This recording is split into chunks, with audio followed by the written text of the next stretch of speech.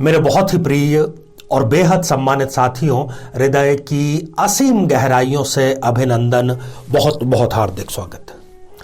साथियों, रिश्ते आसमान में बनते हैं और धरती पर तो केवल शादियां होती हैं। तो जो हमारे लिए रिश्ता बना है वो जब घर वाले ढूंढे तो उसको हम अरेंज्ड मैरिज कहते हैं, और जब ये दायित्व व्यक्ति स्वयं ही निभा ले तो उसको हमने नाम दिया है लव मैरिज या प्रेम विवाह का। अब सबसे बड़ी गलतफहमी क्या है कि जब लव मैरिज करने का डिसीजन कोई व्यक्ति लेता है तो वो स्वयं भी और उसके परिवार वाले भी साथ में अगर साथ हैं तो इस बहुत बड़ी गलतफहमी में रहते हैं कि जब आप लव मैरिज कर रहे हैं तो कुंडलियों को तो ले जाकर के रख दीजिए साइड में, क्योंकि अब इनका कोई मकसद नहीं है। क्योंकि जब कुंडली मिलानी ही नहीं है तब फिर इनको देखने की क्या आवश्यकता है, किसी विद्वान का सहारा लेने की क्या आवश्यकता है। और यहीं पर वो जीवन की सबसे बड़ी गलती करते हैं। हजारों लोग कमेंट्स के माध्यम से, टेलीफोन के माध्यम से हमसे संपर्क करते हैं कि आचार्य जी, हमने लव मैरिज तो कर ली पर शादी के 6 महीने बाद ही या साल भर बाद में ही हमारे तलाक की नौबत आ चुकी है। अब यही यदि कुंडली थोड़ी सी मिलवा भी लेते, क्योंकि उन्हें क्या लगता है कि अगर मना कर दिया तो ऐसा थोड़ी हम शादी रोकने वाले हैं। भैया, आपको शादी रोकने के लिए नहीं कहा जा रहा, आपको केवल यह कहा जा रहा है कि यदि कोई गुंजाइश है, कोई उपाय है, कोई समाधान है तो उसको करके आप अपना दाम्पत्य जीवन और अपनी शादी बचा सकते हैं, यदि आप विवाह से पूर्व कुंडली दिखवा दें तो इस श्रृंखला में हमारा यही प्रयास है। माता पिता भी इसको ठीक से देखें और स्वयं जातक भी इसको ठीक से देखें, साथ ही वो एपिसोड भी देखें स्वयं के साथी जो उसके जीवन साथी का या कहा जाए कि भावी जीवन साथी का लग्न है। आज हम चर्चा करेंगे कन्या लग्न की जन्म पत्रिका के बारे में। साथियों, कन्या लग्न बेहद ही सीधा, सच्चा, ईमानदार व्यक्ति होता है। किसी की भी बातों में, किसी के बहकावे में बहुत आसानी से यदि कोई आ जाता है तो शायद वो कन्या लग्न का जातक या जातिका ही होती है। और जब प्रेम विवाह की बात है तो प्रेम विवाह तो एक दोधारी तलवार है। इस पर चलना हर किसी व्यक्ति के लिए आसान नहीं है। तो इन थोड़े से जागरूकता से हम उपाय करके और अपनी जो दाम्पत्य जीवन की सफलता है उसको बढ़ा सकते हैं। प्रेम से लेकर के विवाह और विवाह से लेकर के भाग्य उदय, यदि ये हो जाए तो हम किसी भी विवाह को सफल कह सकते हैं। साथियों, यहाँ हम आई बटन में एक लिंक भी प्रोवाइड कराने का प्रयास करते हैं ताकि आप दूसरे लग्नों से संबंधित एपिसोड भी जाकर के देख सकें। सबसे पहले हम ये चर्चा कर लें कि कौन कौन सी ऐसी परिस्थितियां कन्या लग्न में उपस्थित होती हैं जबकि वो जातक या जातिका प्रेम विवाह करेगा ही करेगा, उसकी प्रबलतम संभावनाएं रहेंगी ही रहेंगी, ताकि समय रहते माता पिता तत्संबंधी उपाय भी कर सके। साथियों, ये जो कन्या लग्न की जन्म पत्रिका आप देख पा रहे हैं 6 नंबर के अंक से प्रारंभ हो रही है, इसलिए हम इसको नाम देते हैं कि ये कन्या लग्न की जन्म पत्रिका है।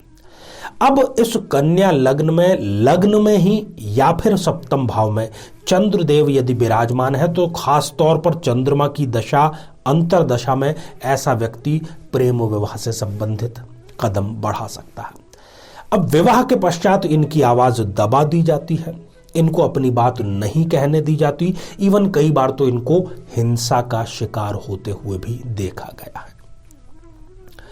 साथियों, दूसरी स्थिति, यदि सप्तम भाव में ही राहु या केतु या शनि इस प्रकार के प्रबलतम पाप ग्रह यदि विराजमान हो जाएं तो इन ग्रहों की दशा, अंतरदशा में व्यक्ति प्रेम विवाह का डिसीजन लेता है और 1 साल भी उसका विवाह ठीक से चल नहीं पाता। और ज्यादा गंभीर बात यह है कि कई मामलों में यह देखा गया है कि यह व्यक्ति धर्म विरुद्ध जाकर के आचरण करता है, किसी विधर्मी से यह विवाह करने का कार्य भी कर सकता है। साथियों, तीसरी स्थिति शुक्र से संबंधित है। शुक्र जो कि वैवाहिक जीवन के, संबंधों के, लग्जरी के कारक हैं, यदि वो राहु, केतु या शनि इनमें से किसी के साथ में युति करके बैठ जाएं तो ये भी व्यक्ति इन ग्रहों की दशा, अंतर्दशा में प्रेम विवाह का कदम उठाता है और विवाह के पश्चात इसका जीवन साथी एक्स्ट्रा मैरिटल अफेयर की तरफ जरूर जाता है और मुकदमा कोर्ट कचहरी से होता हुआ बस इनके ऊपर एक सील लग जाती है तलाक शुदा होने की। शादी का लाभ कुछ इनको मिला नहीं, बस ये ठप्पा इनके ऊपर जरूर लग जाता है। साथियों, चौथी और बहुत ही महत्वपूर्ण स्थिति लग्नेश और सप्तमेश इन दोनों से संबंधित है। लग्नेश इस जन्म पत्रिका में है बुध देव और सप्तमेश इस जन्म पत्रिका में है गुरुदेव। यदि इन दोनों में से कोई एक या फिर दोनों ही लग्न में ही विराजमान हो जाए या पंचम भाव में जाकर के विराजमान हो जाए या सप्तम भाव में चले जाएं या फिर मृत्यु के भाव अष्टम भाव में यदि विराजमान हो जाएं, तब भी इन दोनों ही ग्रहों की दशा अंतर्दशाओं में व्यक्ति प्रेम विवाह की तरफ आकर्षित होकर के उसको संपन्न करने का कार्य करता है और नतीजा आप जानते हैं कि नकारात्मक रहता है।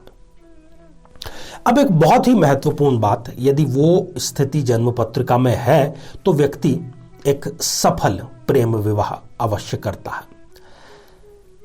साथियों, इस जन्म पत्रिका में पंचमेश बनते हैं शनिदेव, सप्तमेश बनते हैं गुरुदेव और भाग्येश बनते हैं शुक्रदेव। यदि ये तीनों ही युति करके विराजमान हैं तो ये इस बात की गारंटी होती है कि ये व्यक्ति प्रेम विवाह करेगा भी और वो विवाह सफल भी रहेगा। परंतु यदि ये युति छठे भाव में, आठवें भाव में या फिर 12वें भाव में हो, तब फिर ये युति किसी काम की नहीं है, बल्कि मैं इनको यही सलाह दूंगा कि ये प्रेम विवाह ना करें। अब बहुत ही महत्वपूर्ण बात, जिन जिन ग्रहों की हमने चर्चा की, यदि उनमें से कोई ग्रह 0 डिग्री का या 28-29 डिग्री का यदि है तो वो बलहीन हो जाता है, फिर वो बात लागू नहीं होगी। जिस प्रकार की हम चर्चा कर रहे हैं, प्रत्येक लग्न के बारे में चर्चा कर रहे हैं, यदि उस प्रकार की युतियां आपके भावी जीवन साथी के भी हैं उसी प्रकार की, तब फिर इसका काट हो जाता है, या इसको दूसरे शब्दों में कहें तो कुंडली का मिलान हो जाता है। फिर भी किसी विद्वान की सलाह जरूर लें, क्योंकि बाद में केवल पछताना रह जाता है। तो आइए साथियों, अब हम बढ़ते हैं आज के हमारे कमेंट के चरण की ओर। आज हमने कमेंट शामिल किया है आदित्य मिश्रा जी का, जो कि उन्होंने लिखा है कानपुर उत्तर प्रदेश से। आप सरकारी नौकरी प्राप्त करना चाहते हैं, क्या आपकी सरकारी नौकरी लगेगी या नहीं? देखिए, आपकी जन्म पत्रिका में भाग्येश स्वयं सूर्य हैं, केंद्र में आकर के विराजमान हो गए हैं। लगातार फरवरी 2023 तक आपके सरकारी नौकरी का योग चल रहा है। ढेर सारी शुभकामनाएं, मेहनत में कोई कमी मत रखिएगा। तो साथियों, अब आज का बेहद ही आसान सा प्रश्न। आज हमने चर्चा की कन्या लग्न की, चर्चा की लव मैरिज की, किन किन बातों की उनको ध्यान रखना चाहिए। तो कन्या लग्न में सप्तमेश कौन सा ग्रह होता है? साथियों, आप सभी स्वस्थ, समृद्ध और शांतिपूर्वक जीवन व्यतीत करें। नमस्कार। जीवन में किसी समस्या का सामना कर रहे हैं, जैसे कि शादी में देरी होना, पति पत्नी में मनमुटाव या तलाक तक की नौबत आ जाना, संतान का प्राप्त न हो पाना, नौकरी या धन प्राप्ति में बाधा आना, जीवन के प्रत्येक क्षेत्र में किसी न किसी प्रकार की बाधा आना, तो आज ही अपनी जन्म पत्रिका का संपूर्ण विश्लेषण करवाएं और पाएं समस्या से सदैव के लिए मुक्ति।